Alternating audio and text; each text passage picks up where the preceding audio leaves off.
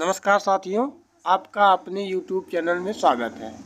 आज हम लोग बात करने वाले हैं पवन सीरीज के बारे में, जो DLED द्वितीय सेमेस्टर का प्रथम प्रश्न पत्र है। वर्तमान भारतीय समाज और प्रारंभिक शिक्षा का लघुत्तरीय प्रश्न है। शिक्षा का संकुचित अर्थ क्या है? उत्तर हमारा है, संकुचित रूप में स्कूली शिक्षा को ही शिक्षा कहते हैं। इस रूप में वयस्क वर्ग एवं एक पूर्व निश्चित योजना के अनुसार बालक के सामने एक विशेष प्रकार के नियंत्रित वातावरण को प्रस्तुत करके एक निश्चित ज्ञान को निश्चित विधि के द्वारा निश्चित काल में समाप्त करने का प्रयास करता है, जिससे उसका मानसिक विकास हो जाए। अगला प्रश्न है, शिक्षा का व्यापक अर्थ। ये बहुत इम्पॉर्टेंट है। व्यापक दृष्टि से शिक्षा का अर्थ बालक के उन सभी अनुभवों से है जिनका प्रभाव उनके ऊपर जन्म से लेकर मृत्यु तक पड़ता है। अर्थात शिक्षा वह अनियंत्रित वातावरण है जिसमें रहते हुए बालक अपनी प्रकृति के अनुसार स्वतंत्रता पूर्वक नाना प्रकार के अनुभव प्राप्त करता है तथा विकसित होता है। दूसरे शब्दों में शिक्षा जीवन प्रयत्न चलने वाली प्रक्रिया है। अगला प्रश्न है, शिक्षा की संकल्पना स्पष्ट कीजिए। उत्तर है, शिक्षा मनुष्य की विकास की पूर्णता की अभिव्यक्ति है। शिक्षा स्वयं को पहचानने की, अपने अंदर निहित शक्तियों को पहचानने की क्षमता का विकास करती है। व्यक्ति के आंतरिक गुणों को प्रखर करके उसकी अंतर्निहित शक्तियों को विकसित करती है। अथवा शिक्षा बालक के नैतिक, शारीरिक, संवेगात्मक, बौद्धिक एवं आंतरिक ज्ञान को बाहर लाने में योगदान देने वाली क्रिया है। शिक्षा व्यक्ति के जीवन में ऐसा परिवर्तन लाती है जिससे वह निरंतर उत्कृष्टता की ओर अग्रसर हो सके। अज्ञान समस्त विपत्तियों का मूल कारण है। कैसे? इसको स्पष्ट करना है दोस्तों। भारतीय वाङ्मय में शिक्षा को जीवन में शाश्वत मूल्य के रूप में महत्वपूर्ण स्थान दिया गया है। शिक्षा को विद्या या ज्ञान के रूप में संज्ञाति किया गया है। वस्तुतः मानव जीवन में आने वाले झंझावतों, उलझनों, शंकाओं का मूल कारण अशिक्षा या अशिक्षित ज्ञान है। अशिक्षा और या अज्ञान व्यक्ति का सबसे बड़ा शत्रु है, ये प्लेटोन जी ने कहा है।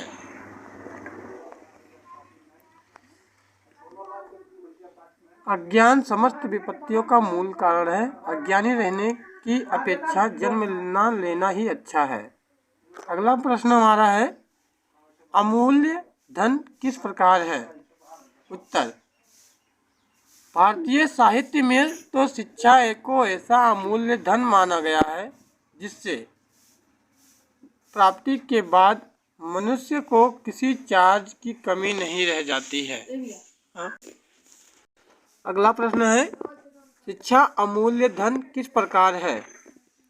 भारतीय साहित्य में तो शिक्षा को एक ऐसा अमूल्य धन माना गया है जिसकी प्राप्ति के बाद मनुष्य को किसी भी चीज की कमी नहीं रह जाती। किम किम न साधयति कल्पलेत्येव विद्या। अर्थात विद्या या शिक्षा कल्पलता के समान है, जो सभी चीजों की पूर्ति करने वाली होती है। अगला प्रश्न हमारा है, मानव जीवन में शिक्षा का क्या स्थान है? मानव जीवन में शिक्षा का आदरणीय स्थान है।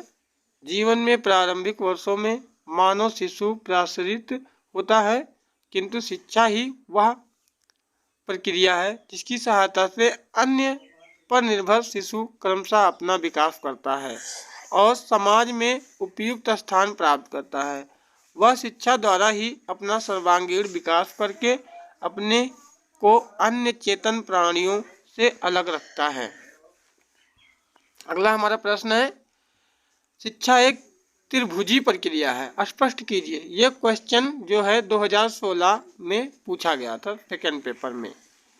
शिक्षा त्रिमुखी प्रक्रिया है, इसकी लिख लीजिए परिभाषा। शिक्षा एक द्विमुखी प्रक्रिया है, एडम स्मिथ ने कहा था। इसके द्वारा बताया गया है, सिद्धांत का खंडन करते हुए जॉन ड्यूवी ने लिखा है कि शिक्षा में अध्यापक विद्यार्थी के साथ साथ पाठ्यक्रम भी सम्मिलित किया जाता है, क्योंकि पाठ्यक्रम के अभाव में शिक्षा कार्य पूर्ण नहीं हो सकता है। जॉन ड्यूवी का मानना है कि शिक्षा प्रक्रिया में शिक्षक अपने शिक्षार्थी को निश्चित समय में निश्चित विधि से निश्चित विषय वस्तु को निश्चित स्थान पर प्रदान करता है। इसीलिए शिक्षक शिक्षार्थी के साथ ही निश्चित पाठ्यक्रम का होना भी आवश्यक है।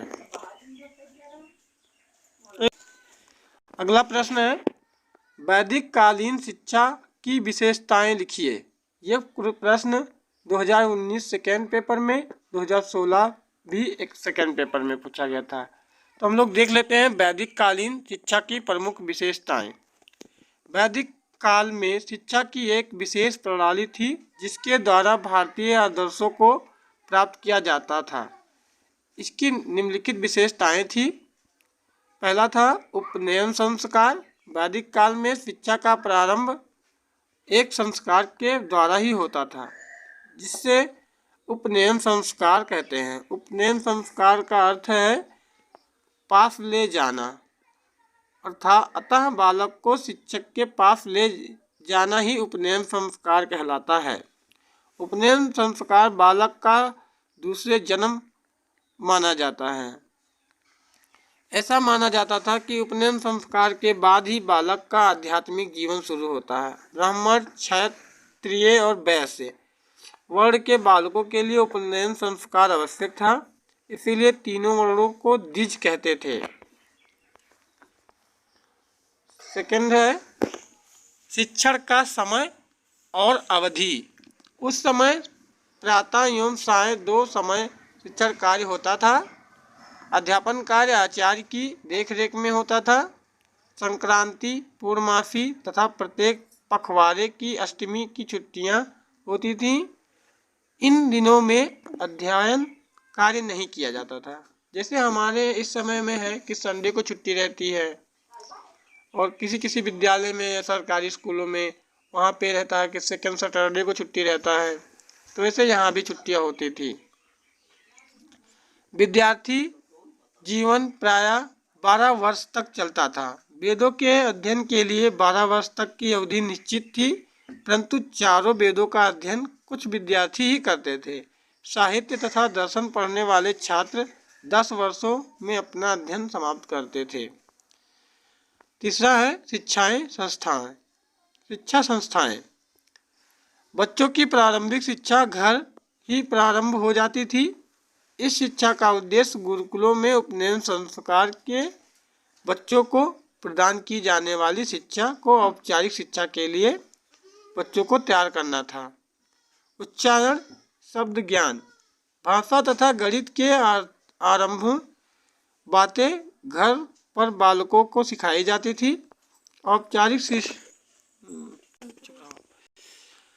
औपचारिक संस्थाओं के रूप में वैदिक काल में छोटे छोटे पारिवारिक विद्यालय होते थे, जिनका संचालन शिक्षक स्वयं व्यक्तिगत रूप से करता था, जिसे गुरुकुल कहा जाता है या था। उपनयन के बाद बालक की शिक्षा गुरुकुल में होती थी। गुरुकुल शहर के कोलाहल से दूर रमणीक स्थान पर होते थे। गुरुकुल में प्रवेश केवल सदाचार्य तथा योग्य के आधार पर होता था। और अगला है पाठ्यक्रम। वैदिक कालीन शिक्षा का आधार धार्मिक था। छात्रों को वेद मंत्र, यज्ञ विधि, पुराण, उपनिषद आदि ग्रंथों की शिक्षा दी जाती थी। छात्रों को व्याकरण, छंद शास्त्र और उच्चारण का ज्ञान कराया जाता था। धार्मिक साहित्य के अलावा गणित, ज्योतिष, इतिहास, दर्शन, राजनीति शास्त्र अर्थशास्त्र, कृषि, मूर्तिकला, वास्तुकला और सैनिक दीक्षा, आयुर्वेद तथा शल्य विज्ञान आदि विषय की पाठ्यक्रम में सम्मिलित थे। शिक्षा का माध्यम संस्कृत भाषा थी, इसीलिए संस्कृत का ज्ञान आवश्यक था। जैसे इस समय कहीं कहीं पे देखिए अब इंग्लिश मीडियम स्कूल चलने लगा है, क्योंकि इंग्लिश में ही बात करनी है, इंग्लिश में सब कुछ कहना है। वैसे उस समय संस्कृत भाषा बहुत आवश्यक थी, सभी को संस्कृत भाषा आना अनिवार्य था। अगला पाठ है शिक्षण विधि। वैदिक काल में संपूर्ण शिक्षा मौखिक रूप से दी जाती थी। छात्रों को समस्त ज्ञान कंठस्थ करना होता था। इसके लिए सभी ज्ञान की रचना पद्य में के रूप में थी। गुरु के पास बैठकर शिष्य उच्च स्वर में पाठ करते थे। गुरुकुल उच्चारण की शुद्धता पर विशेष ध्यान देते थे। शिष्यों के आग्रह पर गुरु ज्ञान की व्याख्या करते थे। शिक्षण हेतु प्रश्नोत्तर, अन्योक्ति, व्याख्यान, वाद विवाद, क्रियात्मक आदि विधियों का प्रयोग किया जाता था। वैदिक काल में ज्ञानार्जन के लिए 2 विधियां प्रचलित थीं। तप एवं श्रुति। तप विधि के में छात्र स्वयं मनन चिंतन तथा आत्मानुभूति करके ज्ञान प्रदान करता था, तथा श्रुति विधि में छात्र दूसरों से सुनकर ज्ञान प्राप्त करता था। छठा है परीक्षा प्रणाली। वैदिक काल में औपचारिक परीक्षाएं प्रायः नहीं होती थी। आचार्य प्रतिदिन नया ज्ञान देने से पूर्व पहले बताए गए पाठ के बारे में पूछता था तथा उसकी कमियों को बताते थे। छात्र उन्हें दूर करते थे। जब तक अध्यापक संतुष्ट नहीं होता था तब तक आगे का पाठ नहीं पढ़ाता था। छात्रों को विद्वानों की सभा में अपने ज्ञान को प्रमाणित करना पड़ता था। 7वां है वित्त व्यवस्था। वैदिक काल में शिक्षा गुरु तक ही केंद्रित थी। छात्रों को सभी आवश्यकताओं अर्थात भोजन, वस्त्र तथा आवास को उपलब्ध कराना वह अपना परम कर्तव्य समझता था तथा अपने प्रयासों के द्वारा उन्हें पूरा करता था। छात्र भिक्षा मांगकर लाते थे। पशुपालन व कृषि से कुछ आय हो जाती थी। इसी से आश्रम की व्यवस्था चलती थी। इस प्रकार छात्र द्वारा उपार्जित धन, शिष्यों द्वारा लाई गई भिक्षा, गुरु दक्षिणा, दान से मिले पशुओं व भूमि से प्राप्त आय, दान उपहार तथा राजकीय सहायता हो गया मुख्य वित्तीय आय के साधन थे। दोस्तों, वीडियो को पूरा देखने के लिए आपका बहुत बहुत धन्यवाद। आगे का पाठ पढ़ने के लिए हम लोग नेक्स्ट वीडियो में मिलते हैं।